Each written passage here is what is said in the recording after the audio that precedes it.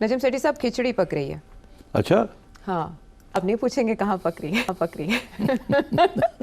हो सकता है आपको सबसे ज्यादा पता हो कहाँ पक रही है। नहीं तो सारे मुल्क में खिचड़ी पक रही है, तो ये कोई नई बात करें आप। नई बात ये है कि 2017 में जो महरूम कर दिए गए थे पार्टी सदारत से नवाज शरीफ साहब, वो दोबारा पार्टी सदर बनने आ रहे हैं, लेकिन आ रहे हैं चीन से। हैरत अंगेज बात। अब खिचड़ी इस बात की पक रही है कि वो जाते हैं पीर वाले दिन चाइना के 5 दिन के विजिट पे, उनके हमरा कोई हुकूमती शख्सियत नहीं जाती, जुनेद सफ्तर है उनके हमरा। नहीं, मेरा ख्याल है डार साहब भी साथ है। नहीं, डार साहब नहीं है। डार साहब शहबाज शरीफ साहब के साथ सऊदी अरब जाएंगे। नवाज शरीफ साहब के साथ नहीं गए। शुरू में ये खबर आई थी, हाँ, लेकिन फिर उसके बाद वो यहीं आसपास पाए गए, उन्होंने कोई मीडिया टॉक वगैरह की तो पता चला नहीं, उनके साथ नहीं गए। और कुछ हल्के ये कह रहे हैं कि नवाज शरीफ साहब ना अब सियासत से बालातर होकर सुप्रीम लीडर का किरदार अदा करने जा रहे हैं। रियासती मफाद में कुछ ज़ाती ताल्लुकात इस्तेमाल करेंगे, चाइना से इन्वेस्टमेंट आएगी, कोई अंडरग्राउंड ट्रेन चलाने के प्रोजेक्ट और फिजिबिलिटी रिपोर्ट के इजलास की वो सदारत भी कर चुके हैं। ऐसी बातें मार्केट में बहुत ज़्यादा चल रही हैं, लेकिन जो बात कॉन्क्रीट है जो हुई वो ये कि एक फ़ोन आता है मुस्लिम लीग नून पंजाब के सदर राना सनाउल्लाह साहब को, जो कि मीडिया में बहुत ज़्यादा बातें कर रहे हैं, हलचल मचा रही है उनकी बातें, उनकी स्टेटमेंट्स जैसे मुर्दा कफन फाड़ के बोलता है वो हल्का हार के बोल रहे हैं। और वो जो बातें कर रहे हैं वो उनको चुप नहीं करवाया जा रहा, और आपने भी बताया चुप नहीं करवाया जा रहा। अच्छा, उनको फ़ोन आता है कि फौरी तौर पर पंजाब मुस्लिम लीग नून पंजाब का इजलास बुलाएं। उस इजलास में एक करारदाद पेश की जाती है और उसमें रिक्वेस्ट की जाती है, तजावीज़ दी जाती हैं कि नवाज शरीफ साहब पार्टी सदारत दोबारा से संभालें और एक्टिव हों। उसके बाद राना सनाउल्लाह साहब प्रेस कॉन्फ्रेंस करके भी ये बताते हैं, तो उनसे सवाल किया जाता है कि उनका बयानिया क्या होगा। तो वो कहते हैं कि मुज़ाहमत हो या मुफाहमत, ये वो आके फैसला करेंगे, और वो आ रहे हैं कल वापस। लेकिन उनके आने से एक दिन पहले ये हलचल, इस तेज़ी की, इस मुस्तादी की वजह क्या है? और ये तलात है कि नून लीग अपनी पॉलिसीज़ और अपने बयानिए पर नज़रसानी करने जा रही है। अगर तो ऐसा है तो इसमें नून लीग कितना आगे जा सकती है, विफाक में भी वो, पंजाब में भी वो। हाँ, नज़र आ रहा था कि कुछ इश्यूज़ खड़े हो गए हैं, और जब नून लीग की क़यादत जो इस्लामाबाद में है, अता तारर ने मेरा ख्याल एक बयान दिया था राना साहब के ख़िलाफ़ और जावेद लतीफ़ के ख़िलाफ़ कि इनको चाहिए कि अंदर आके बैठें और बात करें, बाहर ना बात करें, इससे पार्टी को नुकसान हो रहा है जी। और उस पर काफ़ी वज़न था, और मेरा ख्याल है ये फ़ैसला शहबाज शरीफ साहब का था कि इनको चुप कराया जाए।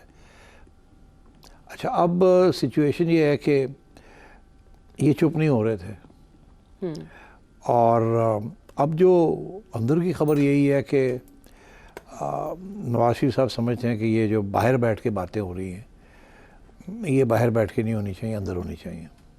अच्छा, नवाज शरीफ साहब ये समझते हैं? ये समझते हैं। अच्छा, और तो फिर उन्होंने जब ये राना साहब से बात की, हाँ। तो राना साहब ने अपना मौक़िफ़ पेश किया, तो फिर उन्होंने ये कहा कि आप फैसला करें कि अंदर होनी चाहिए या बाहर होनी चाहिए, या होनी नहीं चाहिए, कहीं बात ऐसी होनी नहीं चाहिए। अच्छा। जो उन्होंने बात की राना साहब ने कि पार्टी का नुकसान हो रहा है, आप इस्टेब्लिशमेंट के बड़े करीब हो चुके हैं, इस्टेब्लिशमेंट की गवर्नमेंट है, बदनामी हमारी हो रही है, एट्सेट्रा एट्सेट्रा। तो मेरी इत्तला के मुताबिक नवाज शरीफ साहब ने ये कहा कि बात आप सही कह रहे हैं राना साहब, मेरा भी यही मौक़िफ़ है, मगर अंदर बैठ के बात करें, बाहर ना करें। अच्छा। तो बड़ी इंटरेस्टिंग है ना कि एक तरफ राना साहब को सपोर्ट कर दिया, हाँ, कि हाँ ये सही है कि ये हमारी हुकूमत नहीं है, ये तो इस्टेब्लिशमेंट की हुकूमत है, बदनामी हमें सारे मुश्किल फ़ैसले जो हैं वो हमारे बिहाफ पे लिए जा रहे हैं, और गिरफ़्तारियाँ हो रही हैं, हर किस्म की हरकतें हो रही हैं, सख्ती की जा रही है पीटीआई के साथ, और सियासतदान जो हैं उनका मार्जिनलाइज कर दिया रोल। तो मौक़िफ़ तो नवाज शरीफ साहब का और राना साहब का एक ही है। अच्छा। मगर फ़ैसला ये हुआ है कि शहबाज शरीफ साहब जो कहते हैं कि अंदर आके बैठे और बात करें, वो बेहतर तरीका है, आप बाहर बैठ के ना बात करें, मगर बात करें ज़रूर। अच्छा। बात ज़रूर करें, ठीक है। इसके साथ फिर आप लगा दें दूसरा इशू कि नवाज शरीफ साहब अगर इसकी हिमायत कर रहे हैं कि ये हमारी गवर्नमेंट नहीं है, हमें बदनामी हो रही है, गवर्नमेंट में रहना भी चाहते हैं, छोड़ना भी नहीं चाहते, क्योंकि शहबाज शरीफ साहब और बाकी लोग तो बैठे हैं अंदर, मरियम पंजाब में बैठी और है, मरियम उनकी पंजाब में साहबजादी। बैठी है, तो छोड़ना तो नहीं चाहते। हाँ। मगर चाहते ये करना हैं क्या कि चाहते हैं? हमारी बात मानी जाए, अच्छा। इस्टेब्लिशमेंट थोड़ा पीछे हटे, हमें हुकूमतें चलाने दें। अच्छा। हम सियासतदान हैं, हमें पता है किस तरीके से हुकूमतें चलाई जाती हैं। हमने भी अपनी पार्टी का भी को बचाना है। ये तो नहीं कि आपके कहने के ऊपर अपनी पार्टी को डोब दें, ये तो हो नहीं सकता। हम करेंगे सब कुछ, मगर हम अपने तरीके के साथ करेंगे। ये नहीं हो सकता कि सारा कुछ आप ही करें।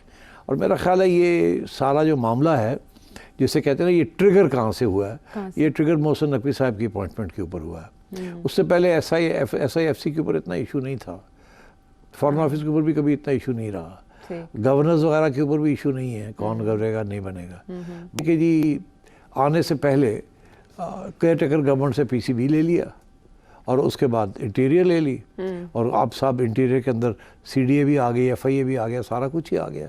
और अब का पॉइंट ऑफ व्यू ये है कि हमने हेल्प की है आपकी, आपको बिठाया जहाँ आप खुद तो बैठ नहीं सकते थे, हमारी भी मजबूरी थी तो आपकी भी मजबूरी थी। अब बात यह है कि हमने इस कश्ती को चलाना है, कैसे चलाएंगे? आप और गड़बड़ ना कर दें। आपने फिर अगर डिरेल कर दिया सारा कुछ, तो फिर इमरान खान का फ़ायदा हो जाएगा और IMF चली जाएगी और मुल्क का नुकसान हो जाएगा। इसलिए हम SIFC भी अपने हाथ में रखना चाहते हैं।